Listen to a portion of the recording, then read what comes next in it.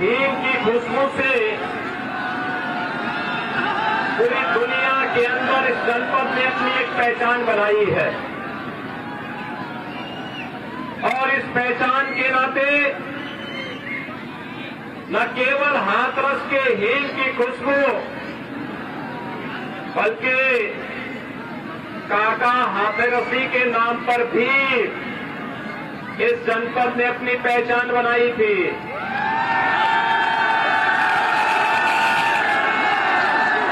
इस समय भाइयों बहनों, जब से चुनाव की आहट आई है तो चुनाव की आहट के साथ विपक्षी दलों के नेता भी आपके बीच में आने लग गए होंगे। उन लोगों के नाम और रूप को देख करके ही काका हाथरसी ने कहा था कि नाम रूप के भेद पर कभी किया है गौर, नाम मिला कुछ और तो शक्ल अक्ल कुछ और। ये इन्हीं नेताओं के लिए कहा है, ये विपक्ष के जो नेता करते कुछ और हैं, बोलते कुछ और हैं।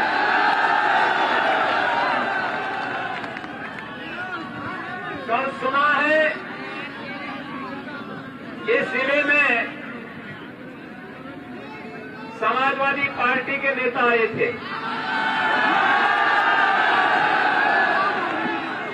और उन्होंने कहा कि वे कानून व्यवस्था ठीक करेंगे।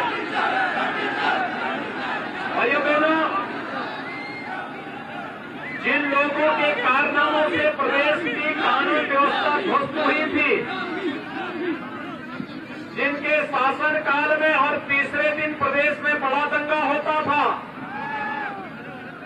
जिनके शासनकाल में महीनों महीनों प्रदेश में कर्फ्यू लगा रहता था और जिनके समय में पेशेवर अपराधी और माफिया सत्ता का शागिर्द बनकर के प्रदेश के व्यापारियों का, प्रदेश के नागरिकों का, प्रदेश के किसानों का, प्रदेश की बहन और बेटियों का जीना हराम कर देते थे, वे सभी आज फिर से सपा बसपा का शागिर्द बनकर के अराजकता फैलाने की फिर से फिराक में बैठे हैं। लेकिन भाइयों बहनों, मैं आज सिकंदरा रहा हूं, मैं फिर से आपके पास आया हूं। याद करिए 2017 में भी मैं आया था और 2017 में मैंने कहा था कि वीरेंद्र सिंह राणा जी को जिताइए, सरकार आएगी जिनकी जितने भी सपा बसपा की गुंडागर्दी इनको ठीक कर देगी,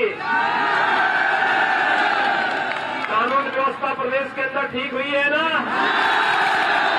अपराधियों के खिलाफ कार्रवाई जो चल रही है ठीक चल रही है, सहमत है। और मुझे बताइए जो ये बुलडोजर चल रहा है कैसा है, ऐसे चलना चाहिए ना भाइयों बहनों।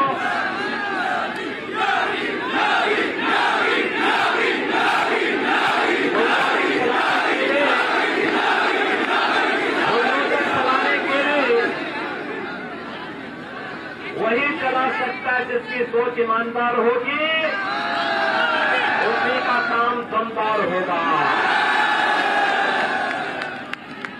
दंगाइयों के सामने तुम दबा करके भागने वाले लोग, पेशेवर अपराधी और माफियाओं के सामने तुम दबा करके नाक रगड़ने वाले लोग, अपराधी और माफियाओं के सामने सत्ता को गिरवी रखने वाले लोग, ये लोग कानून व्यवस्था पर न बोले तो अच्छा होगा, क्योंकि उत्तर प्रदेश की जनता तो, और आज दूसरे चरण का मतदान चल रहा है भाइयों बहनों, पहले चरण में भी और दूसरे चरण में भी प्रदेश की माताओं ने, बहनों ने झूम करके भारतीय जनता पार्टी को वोट दिया है, झूम करके दिया है। मैं यहां से वीरेंद्र सिंह राणा जी के लिए आज आपका समर्थन पाने के लिए फिर से आया हूं।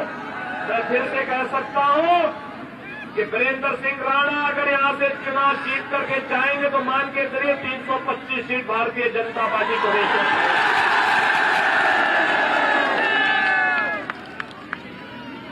और 325 सीट का मतलब 10 मार्च को फिर से बुलडोजर का लीवर पकड़ करके सहमत हैं सभी लोग? भाइयों बहनों, जब मैं यहां आता हूं सिकंदरा राव में, हाथरस में, तो मुझे यहां के कचौड़ा के आयुर्वेद हब की भी याद आने लगती है। वीरेंद्र सिंह राणा जी ने मुझे पिछली बार बताया था हम इसके लिए कुछ करना चाहते हैं और इसका दुनिया के सामने इस हब को फिर से स्थापित किए जाने की आवश्यकता है। यहां पे आयुर्वेद के तमाम दवाइयों को लोग बनाते हैं, लेकिन भाइयों बहनों उसको जो मान्यता मिलनी चाहिए भी नहीं मिल पाई है। हम लोगों ने हींग को तो 1 डिस्ट्रिक्ट 1 प्रोडक्ट में रख लिया है।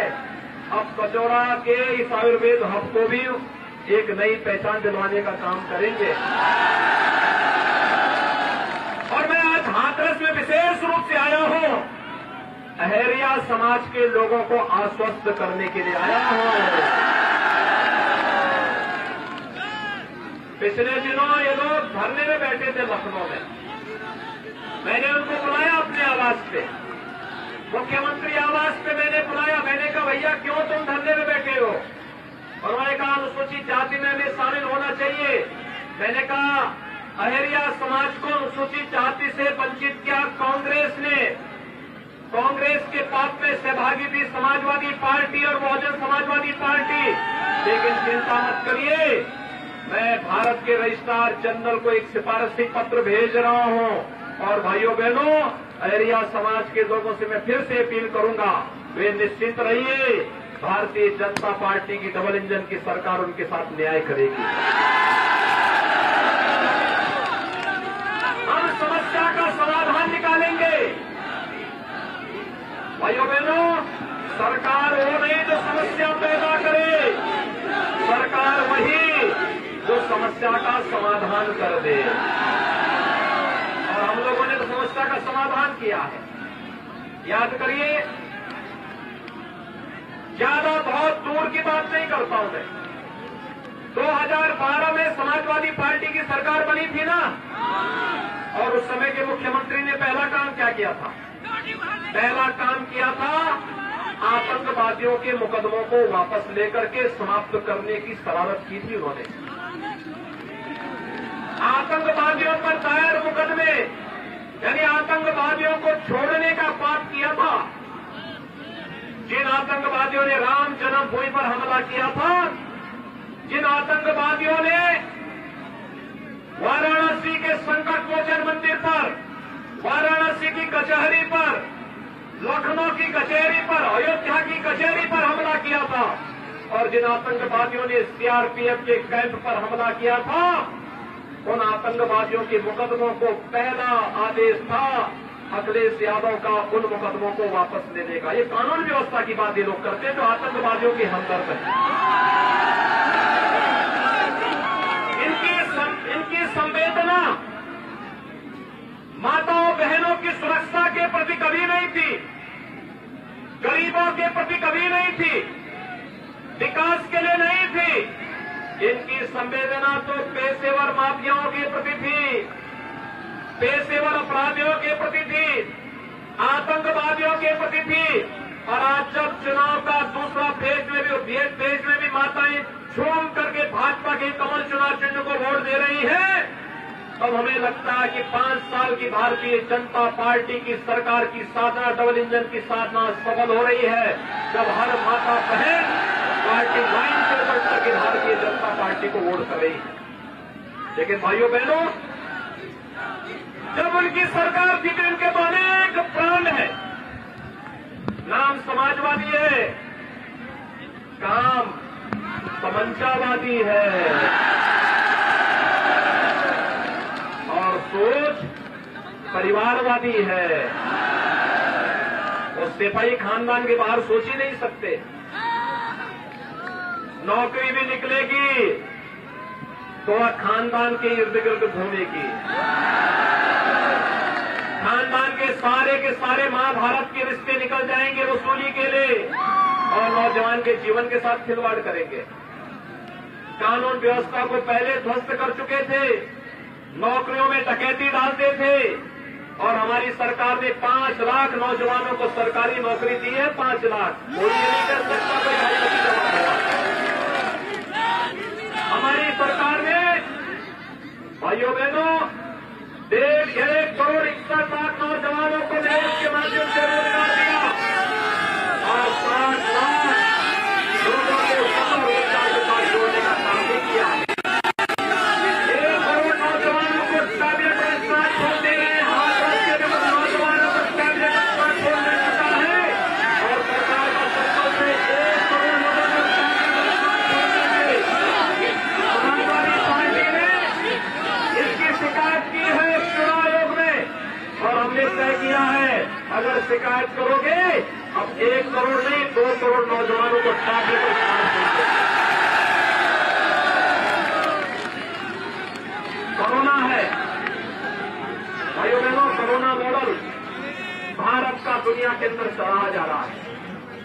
फ्री में टेस्ट, फ्री में उपचार, फ्री में वैक्सीन। कितने लोगों ने वैक्सीन ले ली है? यानी उत्तर प्रदेश में 100% लोगों ने पहली डोज ले ली है और दूसरी डोज लेने वाले लोग भी 75% लोग हैं। भाइयों बहनों, जो लोग वैक्सीन के बारे में दुष्प्रचार करते थे, कहते थे मोदी वैक्सीन है, भाजपा वैक्सीन है, अब तो वैक्सीन लेने के बाद आप उनको जवाब देंगे ना कि अगर हमारी जान इस मोदी वैक्सीन ने बचाई है, इस भाजपा वैक्सीन ने बचाई है तो वोट भी इसी वैक्सीन को देंगे और जो दुष्प्रचार करते थे उसको जोरदार तमाचा मारेंगे। देंगे। और भाइयों बहनों, फ्री में वैक्सीन, सबको वैक्सीन। तो डबल इंजन की सरकार है, महीने में डबल डोज राशन का भी मिलना होगा ना, मिल रहा है। 2017 के पहले बिजली आती थी क्या? आज तो बिजली मिल रही होगी ना, सबको बिजली, पर्याप्त बिजली, निर्बाध बिजली, बिना भेदभाव की बिजली। विकास भी पर्याप्त मात्रा में। हाथरस में मेडिकल कॉलेज बन रहा है। हमने वीरेंद्र सिंह राणा जी से कहा, मैंने कहा जो कहोगे विकास के कार्य वो कराएंगे हाथरस में, आपके सिकंदरा। विकास की चिंता मत करिए, गरीब कल्याणकारी योजनाओं की भी चिंता मत करिए। हर गरीब को मकान देंगे। 43.5 लाख गरीबों को एक मकान दे चुके हैं।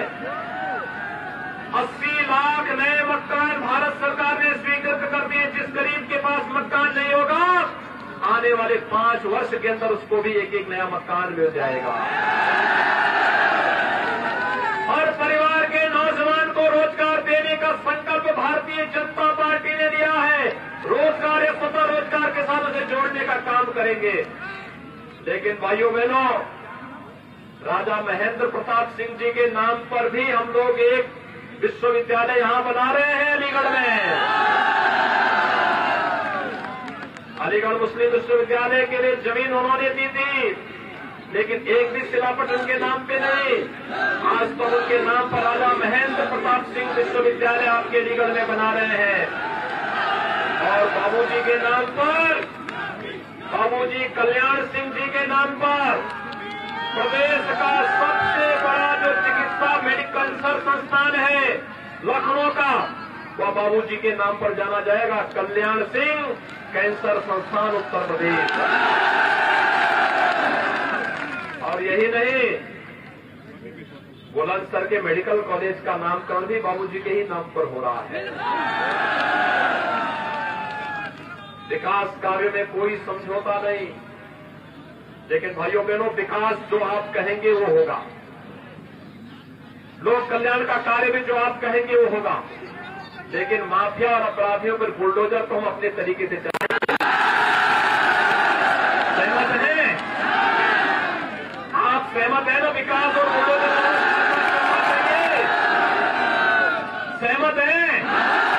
तो नरेंद्र सिंह राणा को भारी बहुमत से चुनाव जिता करके भेजेंगे और सरकार बनाने की तैयारी करें, तो 20 फरवरी को पहला काम क्या होगा?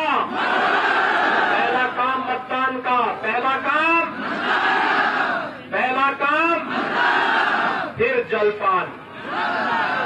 इसलिए आप लोग इतने भारी संख्या में आए हैं, घरों की छतों पर बैठे हैं, जहां जो व्यक्ति खड़ा है मैं देख रहा हूं क्या मतलब है, मैदान छोटा पड़ गया है और अभी उत्साह है, आपका उत्साह नहीं बढ़ रहा है। आपके चुनाव के और 20 फरवरी को भारी बहुमत से भाजपा को जिताने की गिरफ्त से कर रहा हूं।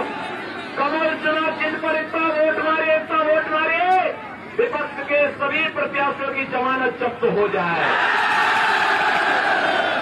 सहमत है?